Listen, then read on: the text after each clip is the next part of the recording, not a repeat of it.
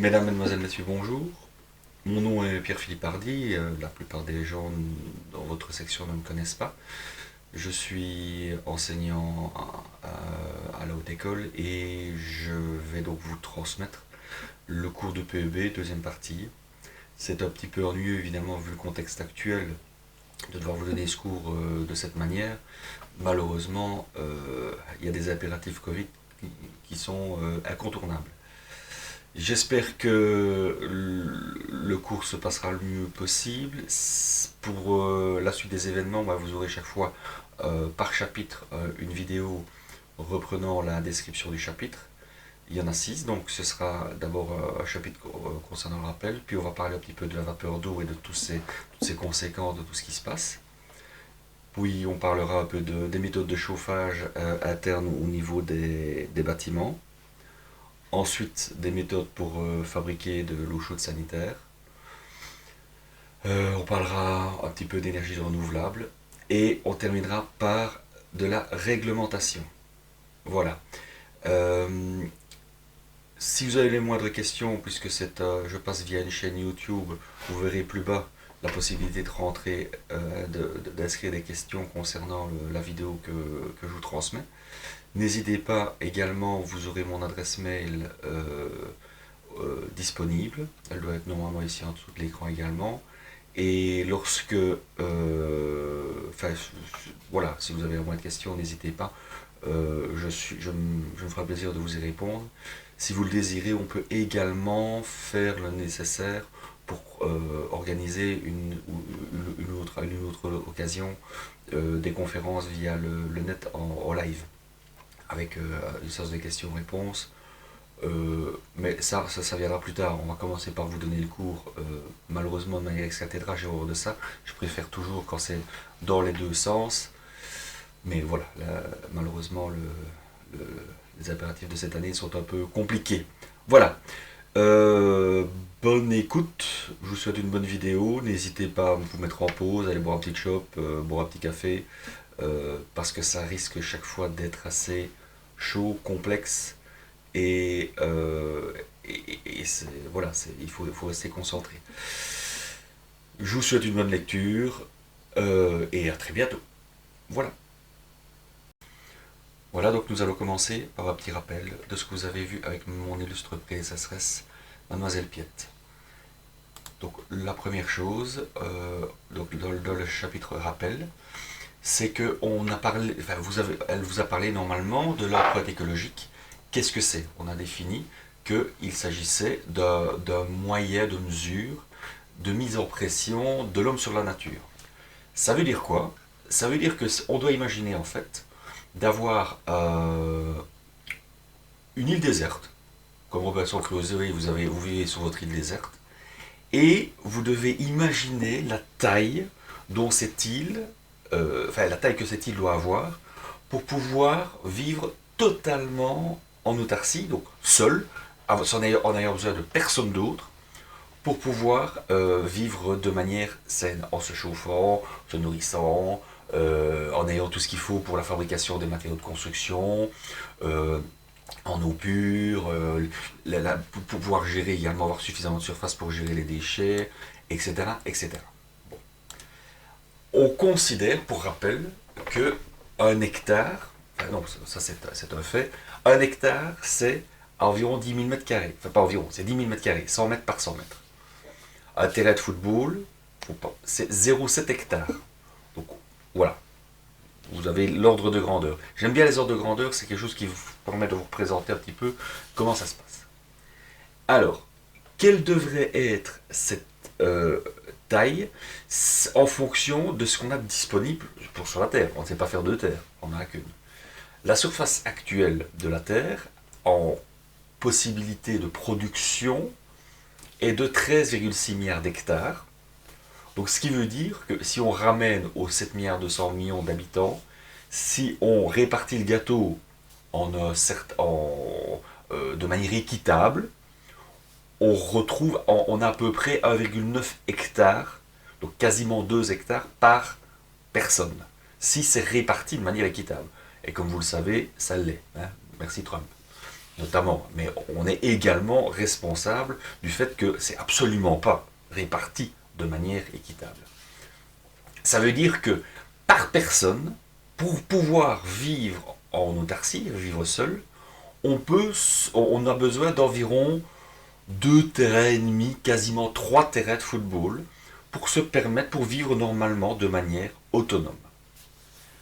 Or, en 2014, d'après les calculs du GFN, c'est qu'en 2014, on avait besoin par habitant en Belgique de quasiment 7 hectares et demi, soit quasiment un peu plus de 5 fois ce que vous... Non, pas 5 fois, excusez-moi, je me trompe. Quasiment 4 fois 4 fois la surface disponible normalement et qui est prévue pour nous. C'est évidemment beaucoup. Maintenant, parlons un peu de l'effet de serre. Donc, l'effet de serre, qu'est-ce que c'est? C'est complètement naturel. C'est un système qui, grâce à l'atmosphère, permet pour toute l'énergie solaire qui frappe la Terre d'être emmagasinée et permettrait de ne pas avoir la Terre qui serait, donc à l'heure actuelle, la moyenne température moyenne sur tout le globe est de l'ordre de 15 degrés. Si on n'avait pas cet effet de serre, on serait en moyenne à moins 18 degrés. C'est évidemment beaucoup moins sympa. En sachant que l'eau, pour qu'elle soit efficace, il faut qu'elle soit liquide. Et comme vous le savez, elle doit être à dépasser les 0 degrés pour pouvoir être sous forme liquide. Donc l'atmosphère permet de renvoyer directement 30% de cette énergie dans l'espace. Ça, c'est le principe de réflexion. Le reste, il est absorbé par la Terre. C'est un processus qui provoque le réchauffement de celle-ci. La Terre renvoie en partie également, elle renvoie une partie de cette énergie au niveau de l'espace, mais qui est renvoyée par elle-même, qui est renvoyée vers l'intérieur de cette atmosphère.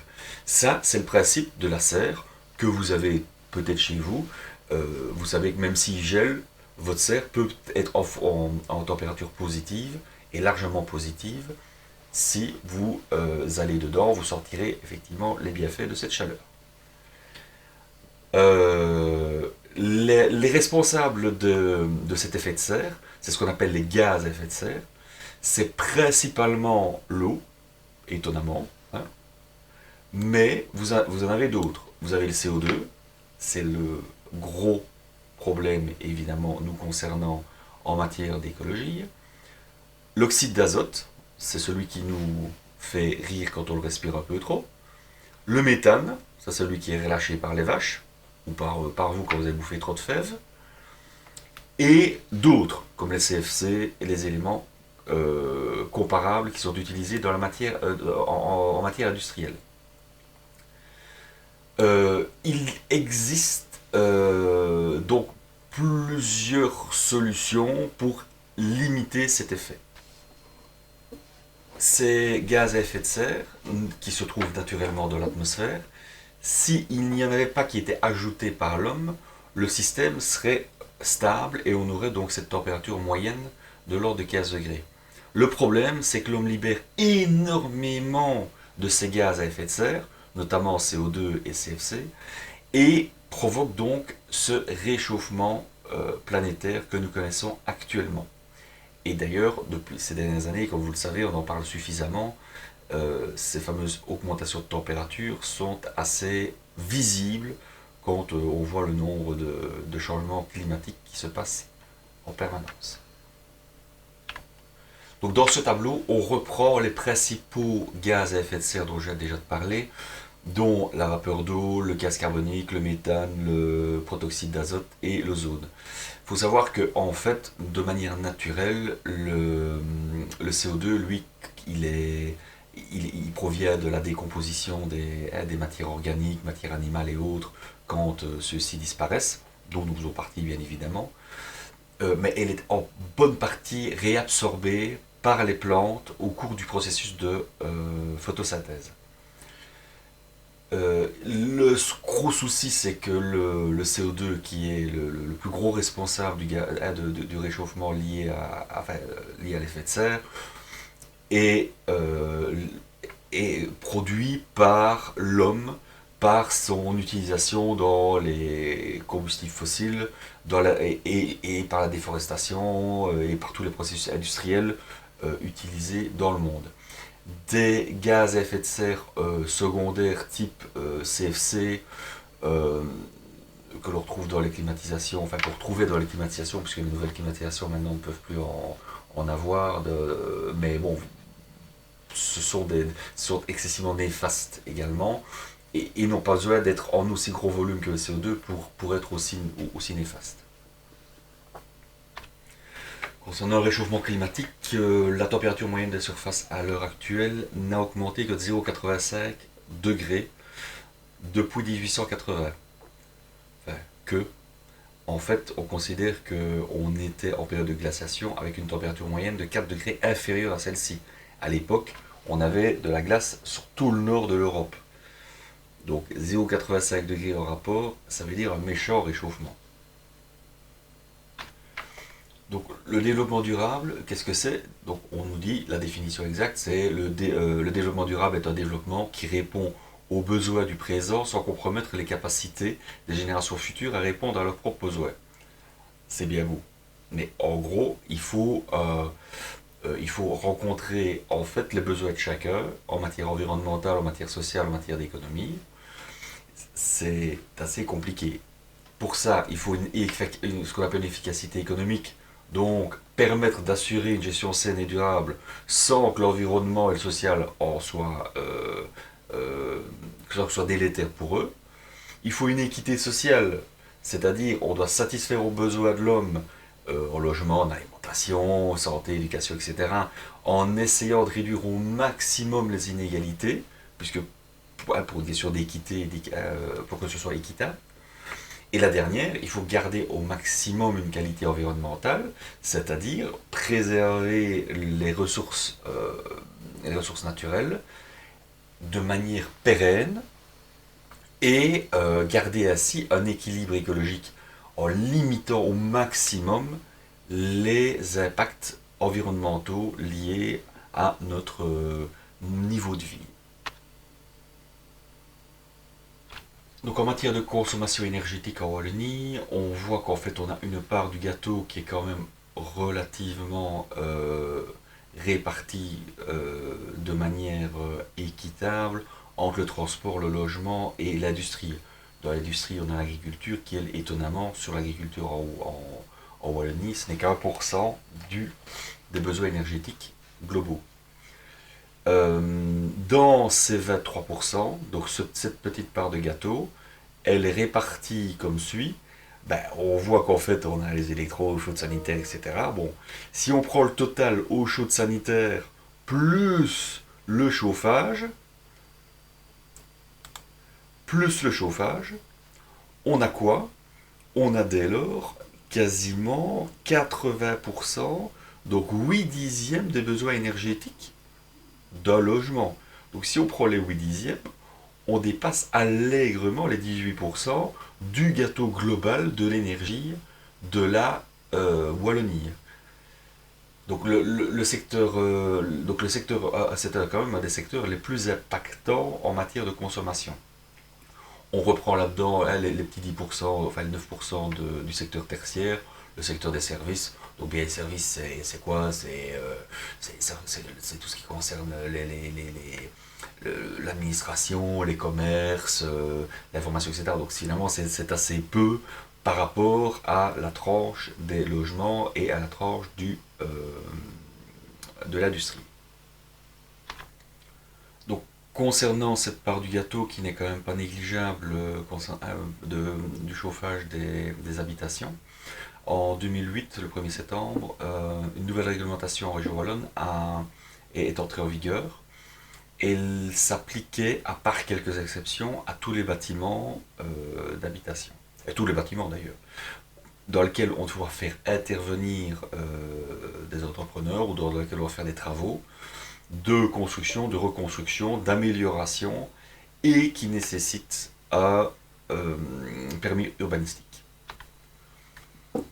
Donc en matière de réglementation, la région wallonne a fait faire des calculs et fait intervenir toute une série de facteurs importants que vous avez normalement également définis toute l'année passée.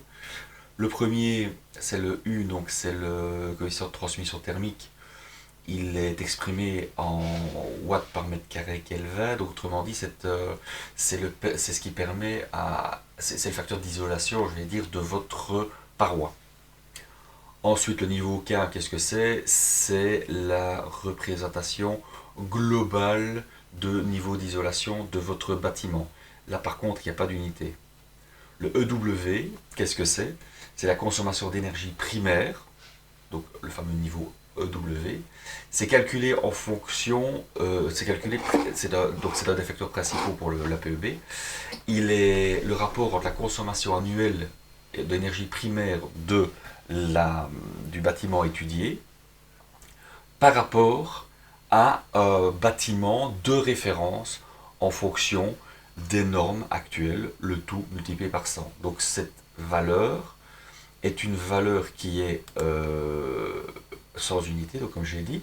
Le facteur de référence, donc le bâtiment de référence, c'est un niveau K45 avec une ventilation mécanique contrôlée, des débits de fuite de l'ordre de 8 mètres cubes par heure et par mètre carré de surface murale, etc. etc. Donc une chaudière mazout avec un rendement global de 0,7, etc., etc.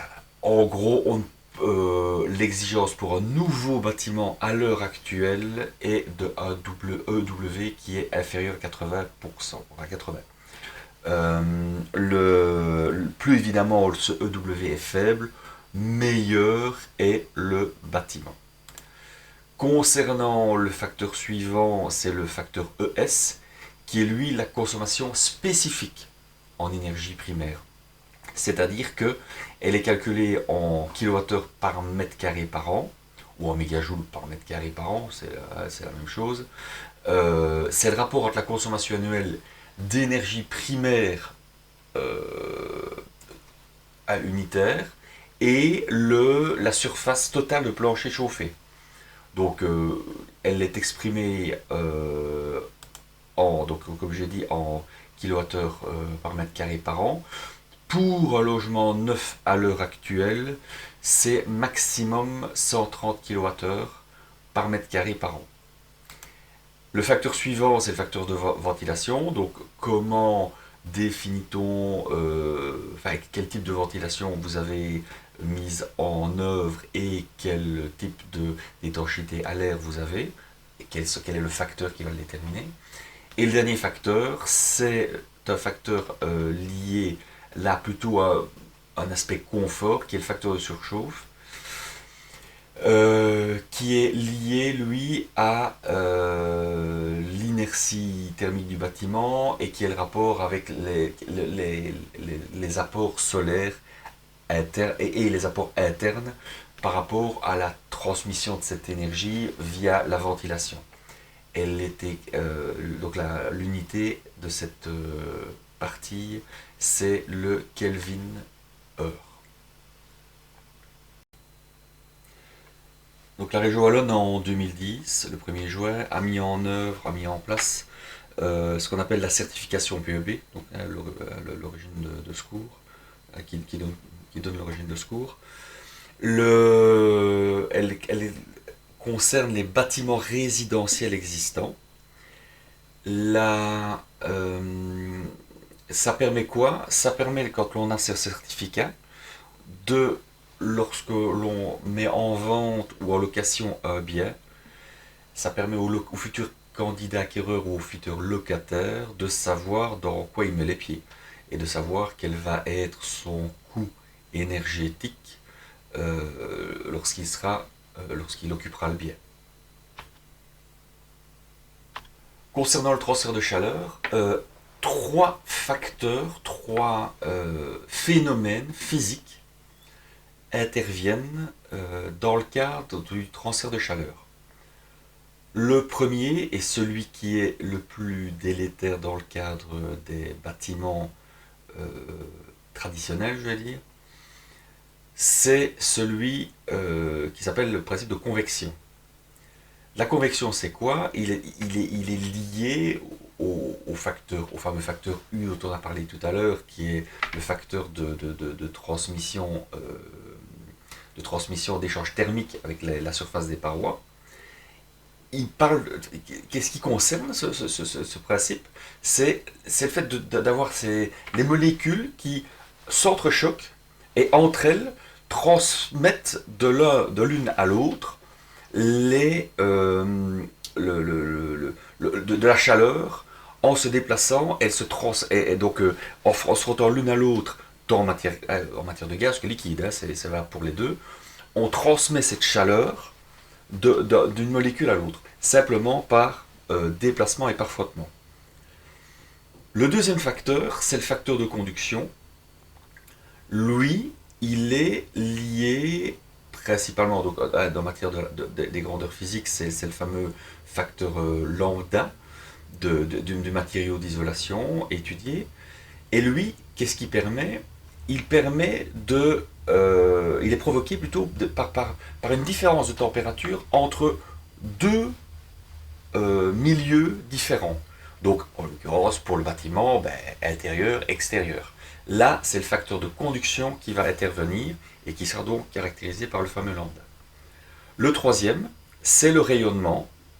Lui, il vient de l'émission ou de la transmission de l'énergie simplement sous forme d'ondes acoustiques ou électromagnétiques, et elle est émise par tout corps chaud, quel qu'il soit. Alors dans certains cas, ça va évidemment nous arranger dans le cadre des radiateurs. Dans d'autres cas, évidemment, ça ne nous arrange pas. C'est dans le cadre des déperditions par rayonnement de nos bâtiments. Le rayonnement, donc, le synonyme, c'est l'émissivité. Elle est caractérisée donc par la capacité d'un matériau à émettre de la chaleur par radiation. Donc pour rentrer dans le concret, qu'est-ce que ça veut dire performance énergétique d'un bâtiment? C'est le fait de pouvoir assurer un confort thermique, donc un confort réellement, donc c'est pour que l'humain puisse y vivre de manière décente, un confort respiratoire, donc y respirer, ne pas respirer des crasses en permanence, donc avoir une qualité d'air saine, c'est d'autant plus vrai pour le moment en période de Covid, et pour plaire à nos amis architectes, évidemment, il faut qu'il y ait un confort visuel. Tout cela doit être fait évidemment dans un coût énergétique le moins grand possible. Donc le confort thermique, il se représente de manière assez simple. Il y a trois facteurs qui interviennent. La température résultante, dite résultante sèche, la température ambiante et la température des parois. Donc de façon simple, la température de confort ressenti est définie comme suit. C'est la température opérative ou la température résultante sèche. Donc elle est le rapport, elle est la moyenne entre la température ambiante dans lequel on vit, dans le bâtiment, et la moyenne avec la température des parois. Elle influence les échanges thermiques par rayonnement, donc la répartition des températures sur une paroi est un phénomène complexe, mais on admet, donc complexe dans le sens où c'est jamais parfaitement la même partout. Mais on admet une température de paroi qui est égale à la moyenne de toutes les températures de cette paroi. Okay? Donc, plus une paroi soit froide, en l'occurrence, dans l'exemple que l'on a ici, la paroi à 12 degrés est par contre une température d'ambiance de 20 degrés, bien, la température résultante sèche sera de 16 degrés. Alors que si on a une température de paroi de 16 degrés et une température d'ambiance de 20 degrés, là par contre on aura une température de résultante sèche de 18 degrés. Là, l'aspect rayonnement dont on vient de parler juste avant est importante. Et d'autant plus délétère que votre mur sera peu isolé. En matière d'hygrométrie, l'humidité relative est un facteur important. On reprend ici le diagramme de Mollier qui, euh, contrairement à ce que son nom peut laisser entendre, vient donc de Richard Mollier. C'est un physicien et ingénieur allemand de la fin du 19e siècle. Il a mis au point en fait un système de diagrammes qui permet de donner un rapport de vapeur et de liquide dans un volume donné en fonction de la température, de la pression et de ce fameux volume donné. C'est un petit résumé qui découle un petit peu de la loi de Boyle et Mariotte,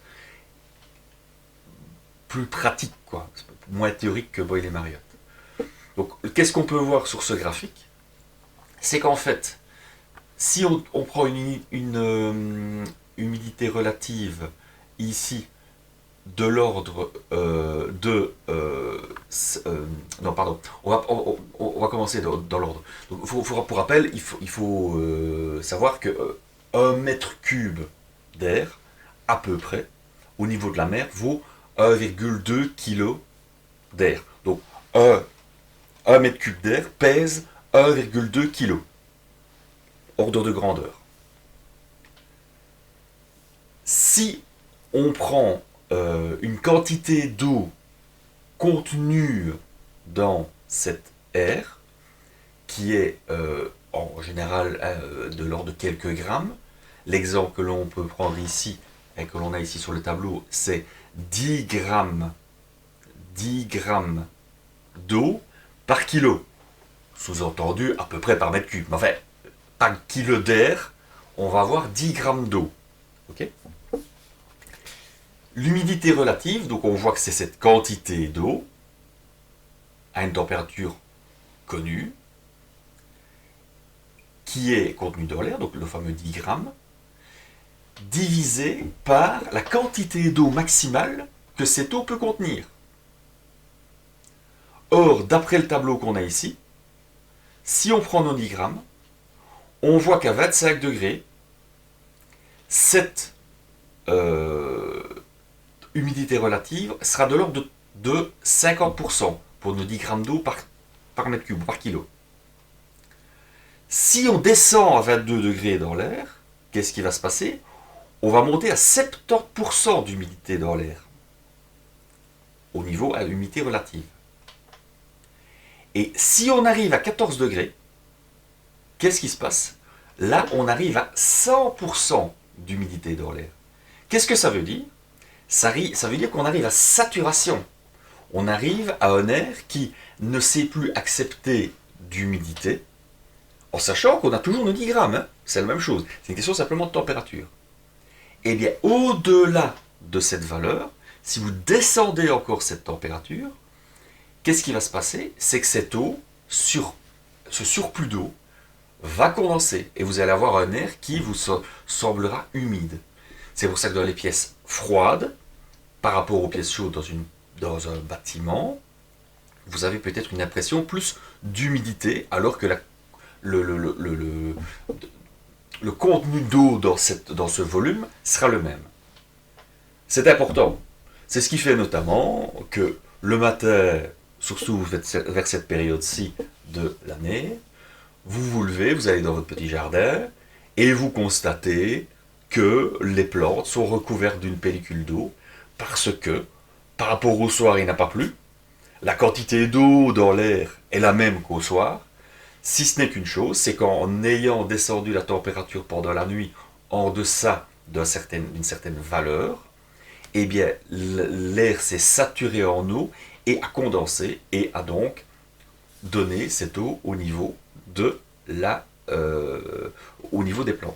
C'est aussi également d'ailleurs une technique utilisée en matière de traitement d'air, c'est de refroidir cet air de manière locale pour condenser un maximum, pour récupérer un maximum de l'humidité de cet air. Idéalement, pour qu'on soit dans une zone de confort en matière de vie, on doit se trouver entre une humidité relative de 40 à 60%. Donc vous pouvez très bien vivre dans une ambiance euh, à 14 degrés, hein, il y en a qui s'en contentent, ou même, je veux dire, dans certaines conditions de travail, on peut s'y retrouver. Ça veut dire qu'à ce moment-là, votre contenance en eau dans l'atmosphère dans laquelle vous êtes devra être évidemment bien inférieure à 10 grammes par kilo. Si on reprend notre tableau ici, si on prend 40-60%, si on prend une affaire de 14 degrés, on devrait être de l'ordre de 5 à 6 grammes d'eau par mètre cube ou par kilo d'air, par kilo d'air contenu. Si on vous parle d'assurer le confort thermique, c'est quoi? Ça veut dire maintenir une température ambiante constante. Constante pourquoi? Parce que tant d'un point de vue confort réellement que d'un point de vue technique, il est beaucoup mieux de travailler avec un système qui fonctionne en permanence avec la même température que d'avoir des pointes 18, 15, 20, 22 en fonction des besoins pendant la journée. Euh, D'un point de vue confort, donc comme je dis, c'est bien mieux. Et d'un point de vue technique, l'avantage, c'est que vous avez une chaudière ou un système de chauffage qui ne fonctionne pas par pic. C'est un peu comme votre voiture, vous êtes sur l'autoroute, vous devez aller de Liège à Bruxelles, faire des pointes à 160 pour rattraper le retard parce que vous n'avez pas, parce que vous estimez qu'à 160 vous allez plus vite.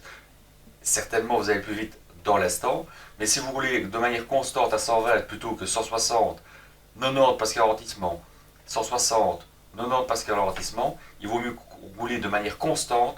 Vous verrez votre consommation va largement diminuer. D'un point de vue moteur, ce sera bien meilleur. Et bien pour un système de chauffage, c'est exactement la même chose. L'analogie du verre d'eau, en fait, dans ce sens, c'est quoi? C'est un récipient dans lequel vous avez deux petits trous, enfin quelques trous, et duquel s'écoule un petit peu d'eau.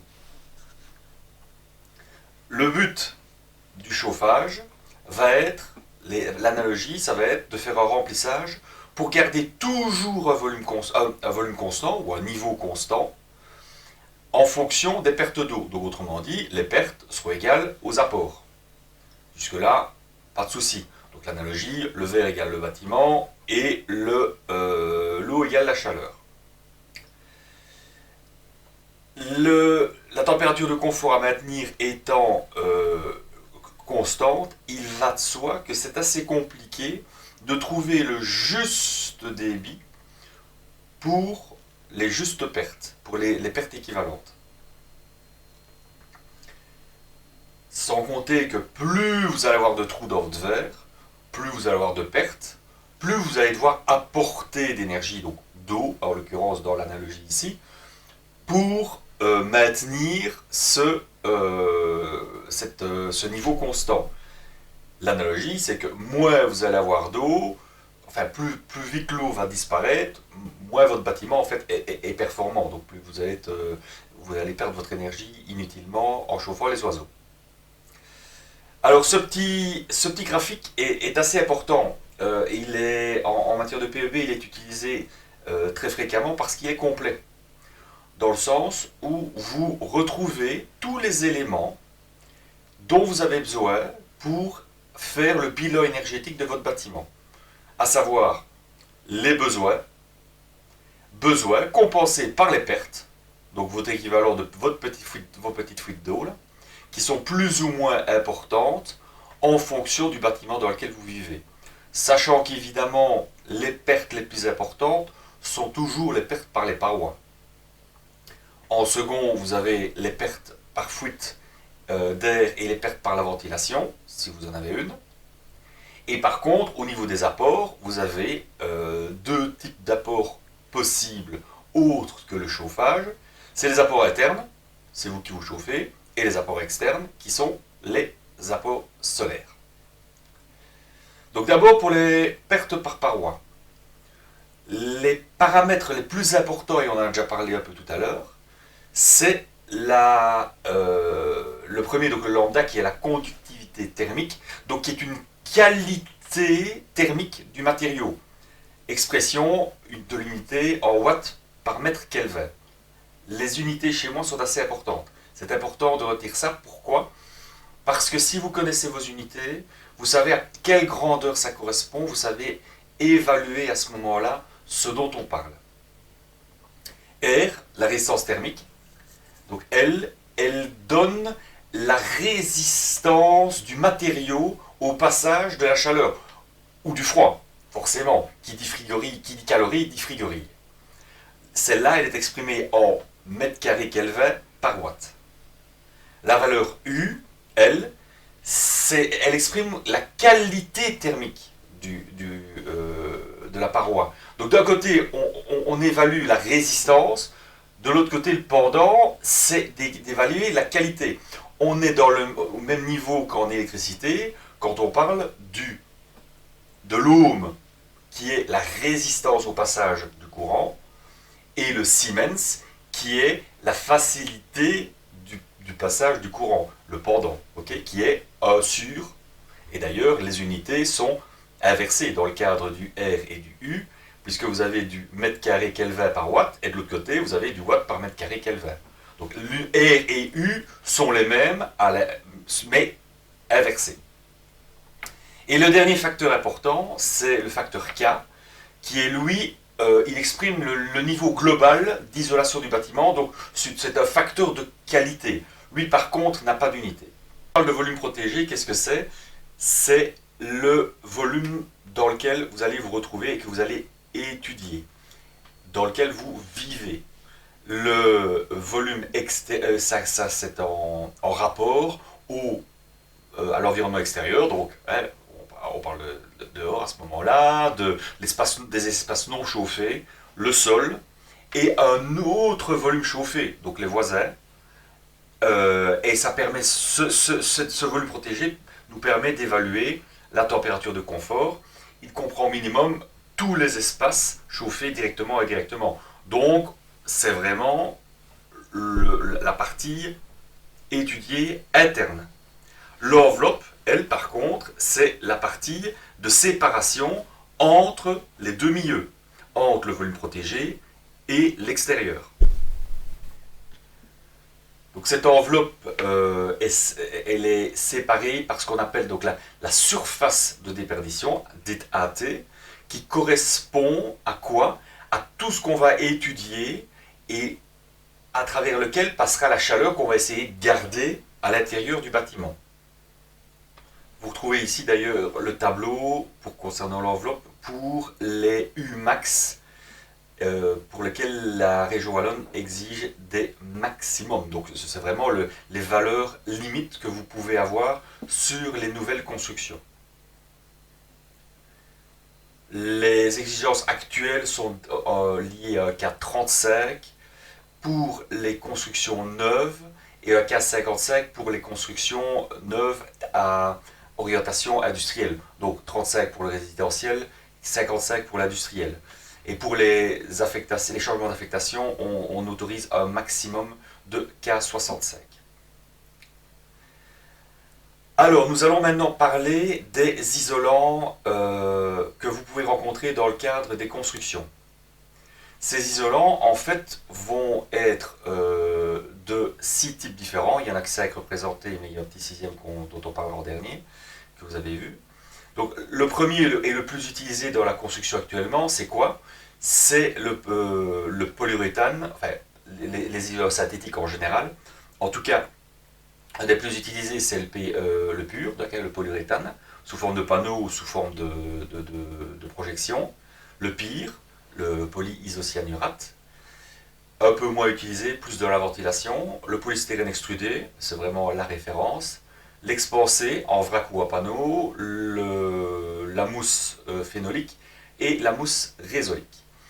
Il faut savoir que ces produits synthétiques sont peu chers, donc souvent utilisés dans la construction actuellement dans le cadre des nouvelles constructions ou des rénovations.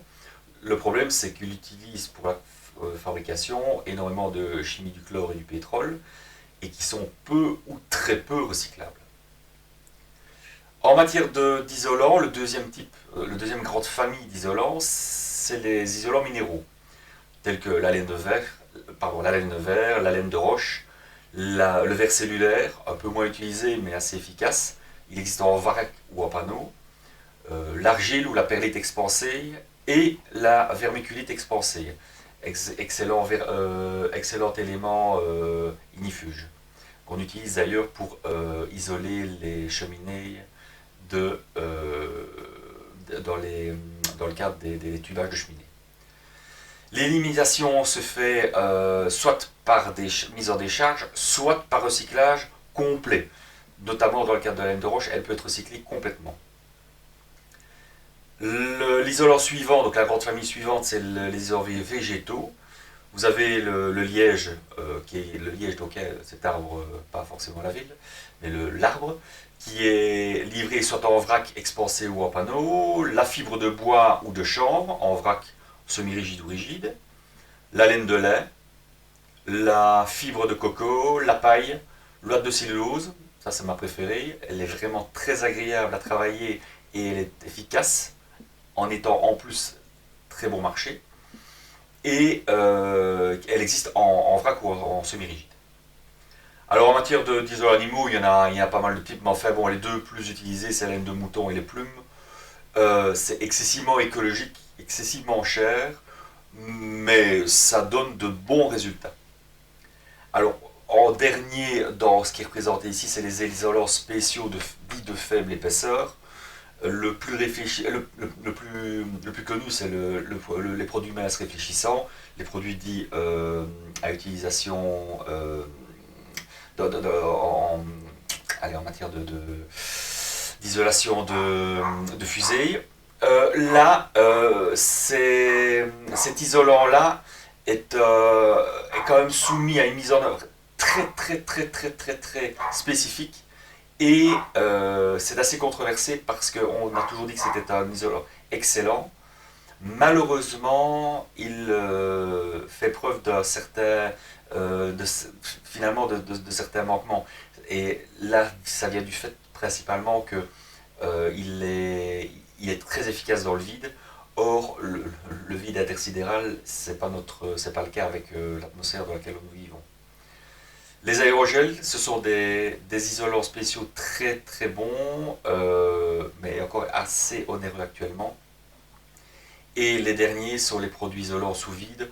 Là, on pète dans les tours, mais ce sont, comme les aérogels, parmi les meilleurs isolants à épaisseur équivalente. Il va de soi que si vous prenez 2 mètres d'épaisseur d'isolant d'origine animale, ça n'aura aucune comparaison avec 3 cm de ces super isolants, évidemment, on est bien d'accord. Parce que c'est l'épaisseur de l'isolant qui va permettre l'efficacité totale de notre système. La dernière grande famille d'isolants qui n'est pas représentée ici, ce sont toutes les structures portantes isolantes, donc telles que les maçonneries en béton cellulaire et en terre cuite. Ce sont des méthodes efficaces, mais malgré tout, pour arriver à des résultats, pour satisfaire aux normes PEB actuelles, vous avez intérêt à malgré tout ajouter des isolants complémentaires. Le compromis, c'est les maçonneries en terre cuite avec isolation renforcée. Malgré tout, vous n'arrivez pas à des résultats suffisants pour les R demandés.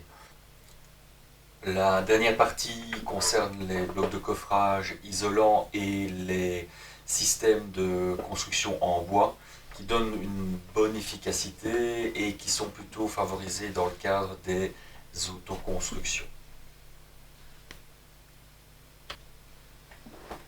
Pour les techniques d'isolation, 3 possibilités, donc par l'extérieur, par l'intérieur de la structure. Par l'extérieur, c'est évidemment la solution la plus efficace, il faut avoir de l'espace. Dans les nouvelles constructions, de toute façon, on rencontre dans la grande majorité que ce type d'isolation. L'isolation par l'intérieur, elle se fait vraiment s'il n'y a pas d'autres moyens, parce qu'on perd évidemment l'avantage de l'inertie du bâtiment. Et le compromis, quand on veut esthétiquement parlant quelque chose de correct et que l'on a une coulisse, donc un espace entre la brique et le bloc suffisant, là à ce moment-là, on isole directement de la structure. c'est un compromis qui donne des résultats plutôt corrects en général. Nous allons maintenant parler de deux grands problèmes au niveau des systèmes de construction qui sont les nœuds constructifs. Donc vous avez soit le problème du pont thermique, soit le problème du nœud constructif. Le pont thermique, c'est une perte excessive de chaleur ou de calories à un endroit bien particulier. Ça pose souvent des problèmes de condensation, de moisissure. Ce terme de pont thermique, bon, la connotation négative notée, effectivement, c'est très souvent cité. Et en général, c'est lié à un problème de mauvaise conception, ou en tout cas de mauvaise réalisation. Donc en général, là, c'est plutôt lié à l'entrepreneur ou à la personne qui a fait les travaux. D'autre part, le nœud constructif, donc on dit c'est un endroit de l'enveloppe où la résistance thermique diffère. Ça veut dire que ce sont des points particuliers qui sont plutôt linéaires ou qui sont plutôt liés à des changements de matériaux. Malgré tout, cette approche par le système est un peu mieux. L'approche est soi-disant plus positive, mais le nœud constructif est quand même amène souvent à des ponts thermiques, mais sera plus vite lié à l'étude, donc plus vite lié à l'architecte ou à l'ingénieur qui aura étudié le bâtiment. Alors, deux types de nœuds constructifs. Le premier est linéaire, donc comme on peut voir, lié principalement à un changement de niveau, par exemple, où on n'aurait pas fait une bonne isolation, ou à un changement de pièce, par exemple, un mur qu'on aurait isolé par l'intérieur et dans lequel on n'aurait pas isolé le mur. Là, on a affaire à un nœud constructif linéaire, donc ici qui sera vertical et là qui sera horizontal. Okay, le mieux pour pallier à ce genre de problème est évidemment à ce moment-là l'isolation par l'extérieur. Là, vous n'aurez plus ce problème-là. L'autre nœud, c'est l'aspect ponctuel. Par exemple, ici, le passage d'une paroi du sol par un système de poutre ou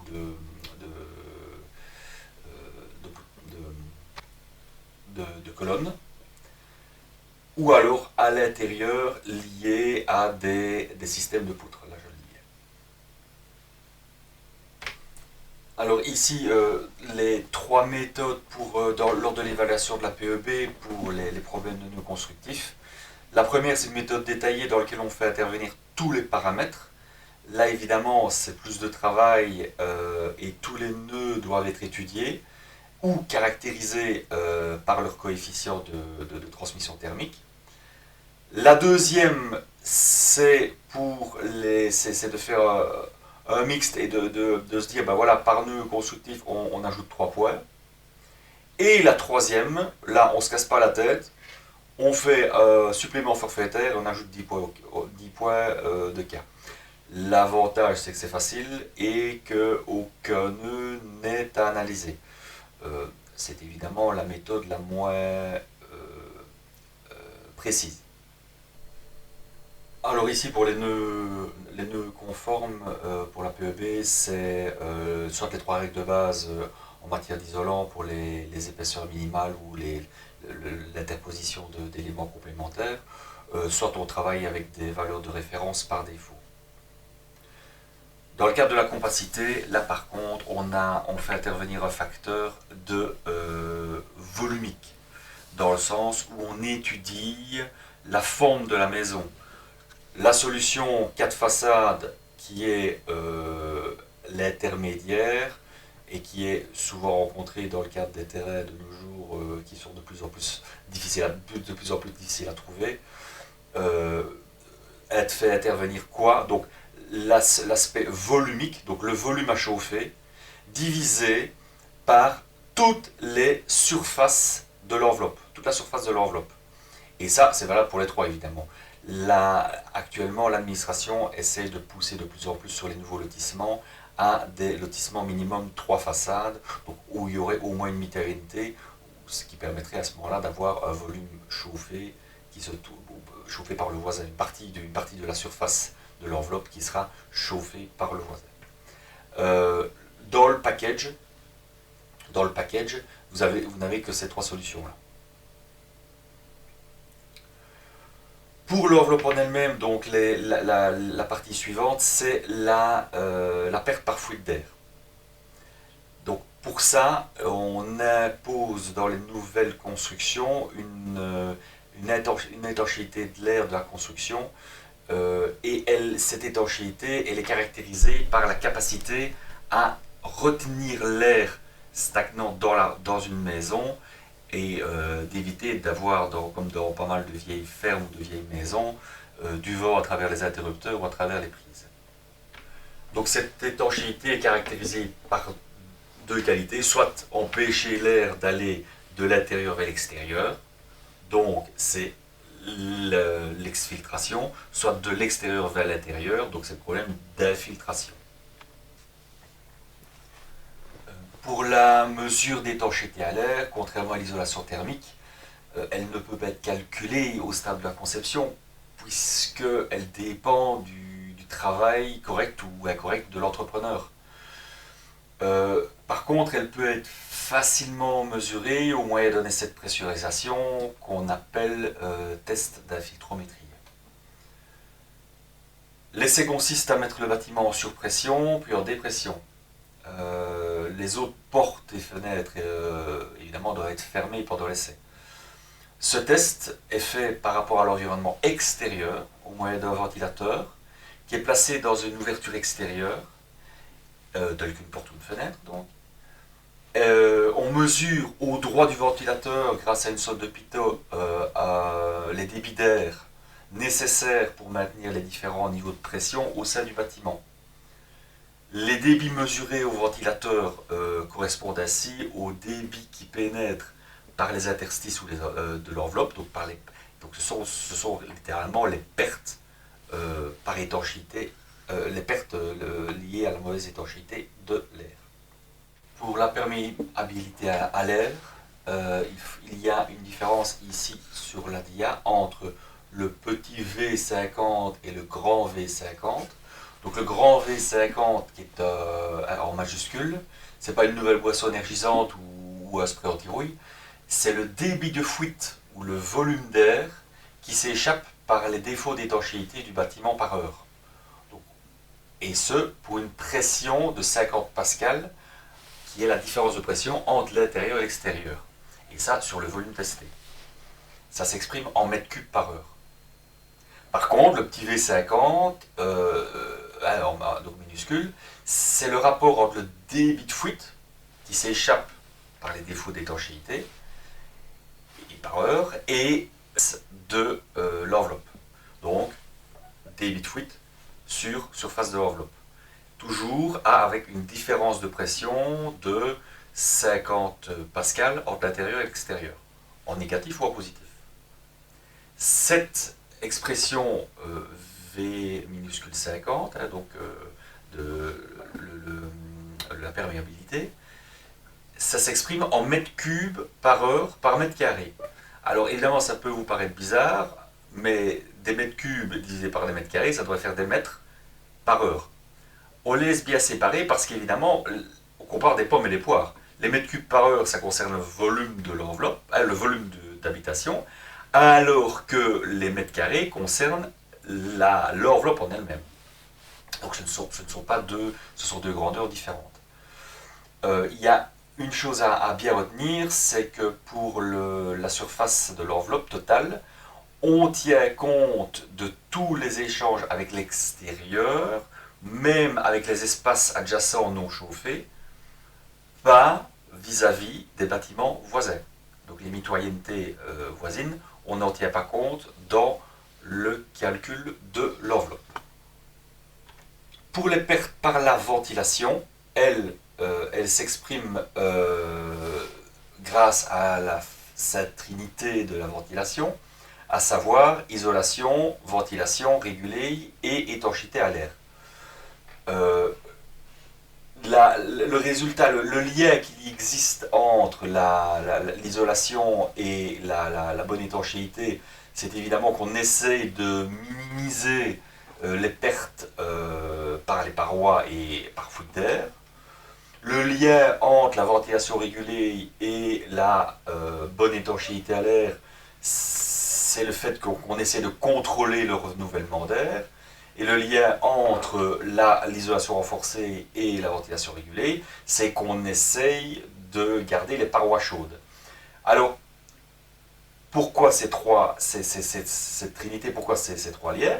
C'est que d'un côté, ben, les parois chaudes, comme on l'a vu précédemment, c'est que ça permet d'augmenter le confort thermique. Le contrôle du renouvellement d'air, ben, ça permet d'améliorer, en tout cas de maintenir une qualité d'air suffisante en matière de CO2 et d'autres polluants de l'air éventuels. Et la minimisation des pertes, ben, c'est ce qui nous importe au départ. Pour la PEB, c'est évidemment de réduire la consommation énergétique au maximum. Donc en matière de ventilation hygiénique, 4 systèmes dans les maisons modernes sont envisageables. Le système A, B, C ou D, étonnamment, à 4 lettres. La première, en fait, qu'est-ce que c'est? C'est la manière la plus naturelle qui soit, à savoir des entrées d'air qui peuvent être plus ou moins contrôlées via des châssis, via des grilles dans les châssis, grille de transfert ou ouverture de transfert, et puis évacuation par une cheminée. Par un tirage naturel, nous avons donc l'air qui circule comme ceci. La deuxième, c'est le type B. Donc là, on a un groupe de pulsions qui va tirer l'air à l'extérieur, passe éventuellement à travers un réchauffeur, envoie l'air de manière contrôlée dans le bâtiment, par une grille de transfert repasse dans les locaux humides et est évacué de manière naturelle par une cheminée.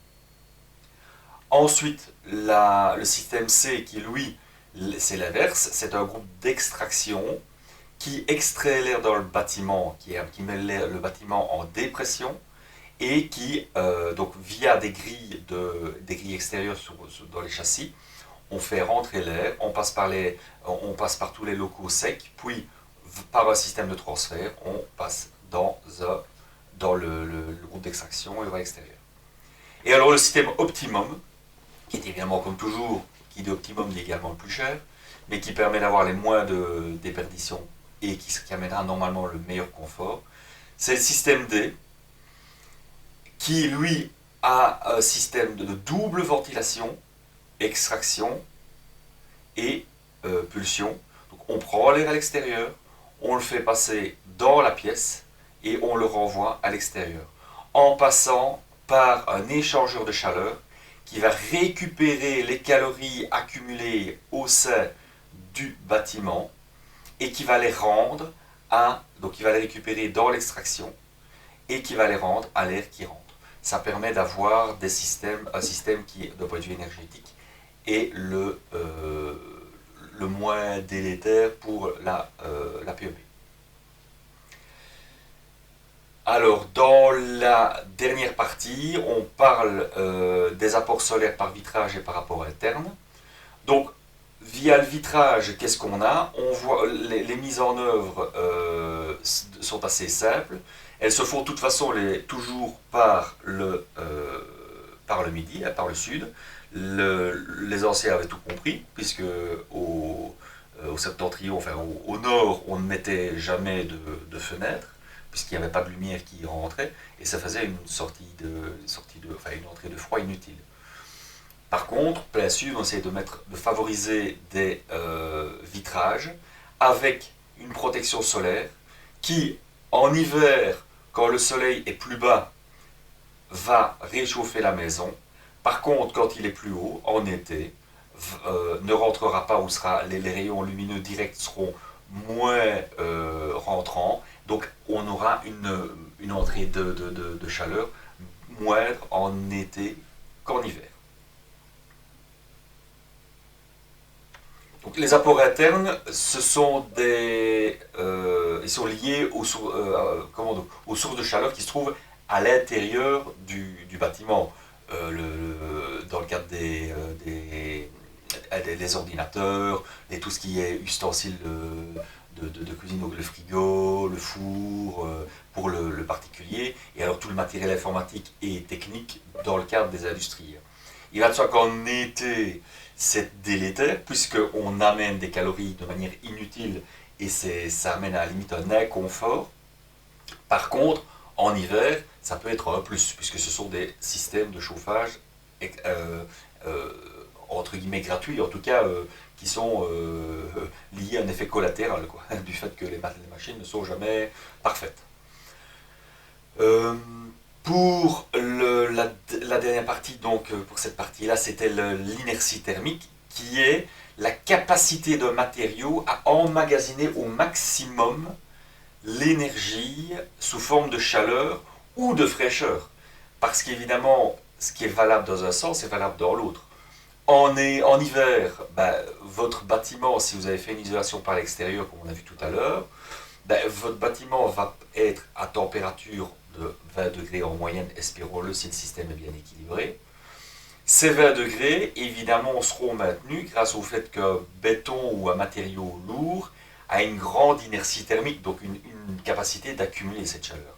À l'inverse, en été, on essaie de ne pas monter en surchauffe, donc on essaie de garder une température constante grâce justement à cette inertie thermique, donc cette bonne capacité à garder non pas les calories, mais les frigories par rapport au matériel lourd. Une bonne inertie thermique au niveau du bâtiment ou d'une partie de bâtiment permet donc de limiter les effets d'une variation rapide sur les températures extérieures, sur le climat intérieur. Les deux grandes unités que vous devez maintenant savoir, avec lesquelles vous devez savoir jongler, c'est le joule, donc qui est la quantité, c'est l'unité qui quantifie l'énergie, le travail ou la quantité de chaleur. Elle est exprimée donc plutôt en kilojoules ou en mégajoules. Donc 1000 joules c'est égal à 238 calories, ou à l'inverse, une calorie est égale à 4,18 joules. L'ordre de grandeur du joule, c'est l'énergie requise pour élever une pomme de 100 grammes d'un mètre dans le champ de la pesanteur terrestre. L'exemple est un peu étonnant puisqu'on parle plutôt d'énergie calorifique ici. Il est mieux de comparer ça à l'élévation d'un litre d'air, soit un gramme sec d'air, d'un degré Celsius. À l'époque entre guillemets, de la mise en œuvre des calculs et des mesures d'énergie, on a plutôt utilisé la calorie, qui elle par contre, c'est pas un gramme d'air que l'on élève d'un degré Celsius, mais un gramme d'eau. Tout cela est lié évidemment à notre ami James Prescott Joule, un physicien du 19e siècle, donc né en 1818 et mort en 1889. La dernière unité est le watt, qui elle est une unité de référence concernant non pas le travail, mais la puissance, ou le flux énergétique ou flux thermique. Un watt, c'est la puissance d'un système énergétique dans lequel une énergie de 1 joule est transférée uniformément pendant une seconde. Donc ce n'est pas par seconde, mais c'est pendant une seconde. Donc c'est 1 joule fois seconde, pas 1 joule par seconde. Attention. Alors, une unité qui est souvent utilisée en cette matière, c'est le watt-heure. Le watt-heure, c'est une unité d'énergie, pas une unité de puissance. Le kilowattheure étant plus souvent utilisé d'ailleurs. Alors, un ordre de grandeur intéressant à retenir, c'est assez même important. 1 mètre cube de gaz de ville, donc le gaz de ville que vous avez chez vous, est égal à peu près à 1 litre de mazout. Donc l'un, c'est l'autre. Et ça peut produire 10 kWh. Donc 1 mètre cube, 1 litre, 10 kWh. Ou 36 mégajoules en matière de chaleur. Voilà. Ici se termine le petit rappel de ce que vous avez vu l'année passée avec ma collègue. Je vous répète, vous avez possibilité de me laisser des questions soit sur la feuille, sur le site de YouTube, soit ici à mon adresse mail. Je vous en souhaite une bonne lecture, enfin si vous êtes arrivé jusqu'ici, c'est que vous avez bien écouté et bien lu. Je vous conseille de l'écouter à plusieurs reprises car c'est quand même un bon rappel de ce qui a été dit et fait jusqu'à présent dans ce cours. Je vous donne rendez-vous dans la prochaine vidéo qui viendra dès que possible. Passez une bonne journée.